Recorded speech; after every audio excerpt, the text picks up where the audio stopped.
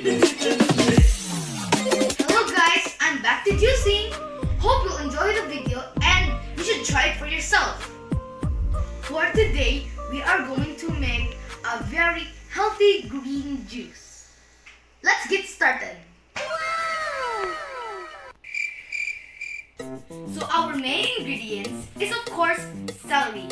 Then we also add cucumber, lemon, and a little bit of ginger. We also added water and honey to make it sweet and delicious like me.